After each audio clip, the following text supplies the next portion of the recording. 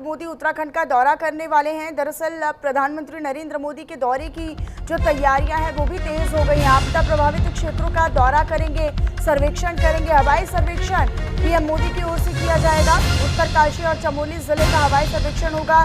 तो जॉलीग्रांट एयरपोर्ट पर आप सीएम पुष्कर सिंह धामी के साथ बैठक भी करेंगे। तो ये बड़ी जानकारी, उत्तरकाशी और चमोली जिले का हवाई सर्वेक्षण पीएम मोदी की ओर से किया जाएगा। 11 सितंबर को प्रधानमंत्री नरेंद्र मोदी यहां पर दौरा करने वाले हैं और जो आपदा प्रभावित क्षेत्र हैं वहां का हवाई सर्वेक्षण करेंगे, जिनमें उत्तरकाशी और चमोली भी शामिल है। जॉलीग्रांट एयरपोर्ट पर बाकायदा एक महत्वपूर्ण बैठक भी पुष्कर सिंह धामी के साथ होगी। हालांकि उनके आगमन को लेकर जो तमाम तरह की व्यवस्थाएं हैं और तैयारियां हैं वो भी पूरी कर ली गई हैं। एक बड़ी बैठक होने वाली है जिसमें समीक्षा की जाएगी और आपदा से हुए नुकसान और खामियाजे का एक तरीके से आकलन किया जाएगा। नुकसान का आकलन किया जाएगा कि कितना नुकसान कहाँ पर हुआ, लोगों को किस तरह की मदद दी जा रही है। और प्रधानमंत्री यहाँ पर पहुँचेंगे तो निश्चित रूप से ऐसी उम्मीद है कि लोगों को मदद भी बड़े स्तर पर मिल सकती है। तो प्रधानमंत्री नरेंद्र मोदी 11 सितंबर को देहरादून का दौरा करने वाले हैं, उत्तराखंड का दौरा करने वाले हैं। दरअसल इसमें उत्तरकाशी और चमोली क्षेत्र भी शामिल है, जहां पर वो हवाई सर्वेक्षण करेंगे और हवाई सर्वेक्षण के माध्यम से, हेलीकॉप्टर के माध्यम से वो जायज़ा भी लेंगे, आपदा ग्रसित क्षेत्रों का दौरा करेंगे और साथ ही साथ वो आकलन भी कर पाएंगे कि कहां पर कितना नुकसान हुआ है। हिमांशु मेरे साथ, मेरे सहयोगी इसी पर अधिक जानकारी देंगे, लाइव जुड़े हुए हैं। सीधा हिमांशु आप ही का रुख करते हुए, अब उत्तराखंड में 11 सितंबर को प्रधानमंत्री नरेंद्र मोदी का आगमन होने वाला है। क्या जानकारी आपको, उनकी तैयारियां किस तरह से चल रही हैं, किस तरह की व्यवस्थाएं चल रही हैं पीएम मोदी के आगमन को लेकर? और निश्चित रूप से उत्तराखंड में जो है प्रधानमंत्री नरेंद्र मोदी का दौरा होने वाला है और यह दौरा इस बार जो है आपदाग्रस्त क्षेत्रों का होने वाला है और माना ही जा रहा है कि प्रधानमंत्री नरेंद्र मोदी जो है हवाई सर्वेक्षण करेंगे और उत्तरकाशी जिले का और इसके साथ ही साथ चमोली जिले का।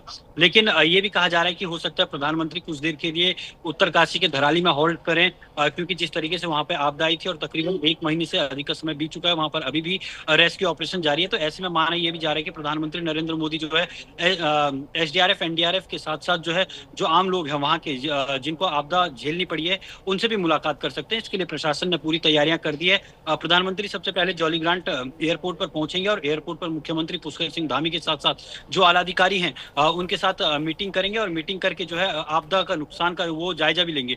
हो सकता है इस मीटिंग में जो केंद्र की टीम उत्तराखंड आई हुई है वो भी शामिल हो, क्योंकि केंद्र की टीम 9 और 10 तारीख को जो है उत्तराखंड पहुंच चुकी थी और लगातार जो है आपदाग्रस्त क्षेत्रों का दौरा कर रही थी। वहीं आज भी जो है कई आपदाग्रस्त क्षेत्रों में जो है केंद्र की टीम गई है। इससे पहले उत्तरकाशी, चमोली, रुद्रप्रयाग और बागेश्वर क्षेत्र में दौरा कर चुकी है कि कितना नुकसान उत्तराखंड को इस वक्त हुआ है, क्योंकि उत्तराखंड ने तकरीबन 5,702 करोड़ का जो है प्रस्ताव केंद्र को भेजा है कि इतना नुकसान उत्तराखंड को हुआ है। तो ऐसे में ये भी माना जा रहा है कि जॉलीग्रांट एयरपोर्ट पर उत्तराखंड के आला अधिकारियों के साथ, आपदा प्रबंधन विभाग के अधिकारियों के साथ मुख्यमंत्री पुष्कर सिंह धामी और जो केंद्र की टीम उत्तराखंड आई हुई है वो यहाँ पर प्रधानमंत्री उनके साथ बैठक कर सकते हैं। जी हिमांशु, क्या ये उम्मीद है कि प्रधानमंत्री नरेंद्र मोदी के आने के बाद किसी राहत पैकेज की भी घोषणा हो?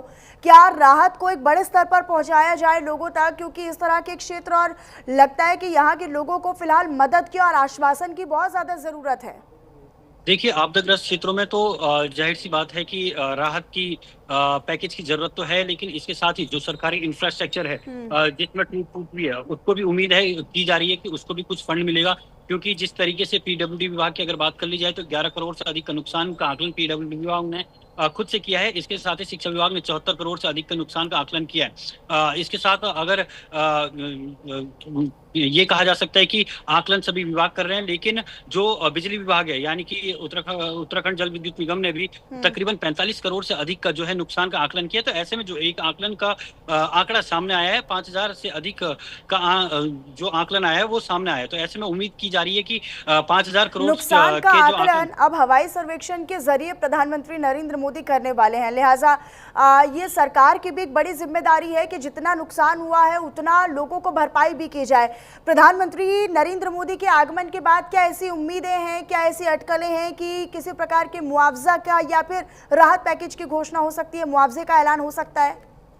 निश्चित रूप से देखिए प्रधानमंत्री जहां पर भी गए हैं वहां पर आकलन उन्होंने खुद से भी किया, भले ही केंद्र की टीम वहां गई हो, लेकिन जिस तरीके से देखा गया अन्य राज्यों के लिए भी अब राहत पैकेज की घोषणा होने लगी, तो ऐसे में प्रधानमंत्री का हवाई सर्वेक्षण के बाद ये माना जा रहा है कि उत्तराखंड को आपदा राहत पैकेज की जो है वो घोषणा जल्द हो सकती है, क्योंकि केंद्र की टीम भी लगातार जो है आकलन कर रही है। तो इसी क्रम में प्रधानमंत्री के हवाई सर्वेक्षण उत्तराखंड के लिए बहुत मायने रखते हैं, और प्रधानमंत्री जब भी उत्तराखंड आते हैं तो वो उत्तराखंड को कुछ ना कुछ देकर जाते हैं। लेकिन इस वक्त आपदा का दौर है, और आपदा के दौर में जब प्रधानमंत्री हवाई सर्वेक्षण करेंगे तो उम्मीद की जा रही है कि जल्द से जल्द जो है उत्तराखंड को राहत पैकेज जो है आपदा राहत पैकेज मिलेगा। जी ठीक है, अपनी नजर आप बनाकर रखिएगा। हिमांशु, आप रहिएगा हमारे साथ, आगे भी खबरों पर आपका रुख करूंगी। तो प्रधानमंत्री नरेंद्र मोदी दरअसल आपदा प्रभावित क्षेत्रों का हवाई सर्वेक्षण करने के लिए 11 सितंबर को पहुंच रहे हैं। अगली बड़ी खबर का रुख कर लेते हैं। दरअसल मुख्यमंत्री पुष्कर सिंह धामी ने राधा कृष्णन को जीत की बधाई दी है। उपराष्ट्रपति चुनाव में जीत की हार्दिक बधाई, ये सीएम धामी ने कहा है। आपका नेतृत्व लोकतंत्र को और मजबूत करेगा, ये उन्होंने कहा है।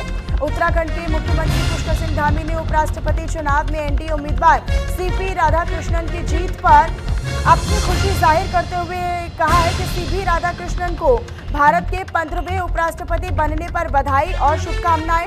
हमें पूरा विश्वास है कि आपके अनुभव, समर्पण और नेतृत्व से लोकतंत्र और मजबूत होगा और राष्ट्र प्रगति के पथ पर आगे बढ़ता रहेगा। ये एनडीए की एक मजबूत जीत है, ये भी उन्होंने कहा।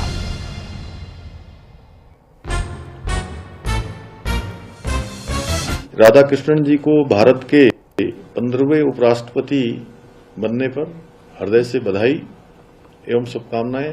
हमें विश्वास है कि आपके अनुभव से, आपके समर्पण से और नेतृत्व से लोकतंत्र और भी मजबूत होगा तथा राष्ट्र निरंतर प्रगति के पथ पर अग्रसर होगा। आदरणीय प्रधानमंत्री श्री नरेंद्र मोदी जी के नेतृत्व में यह एनडीए गठबंधन की मजबूत जीत है। राष्ट्र सेवा में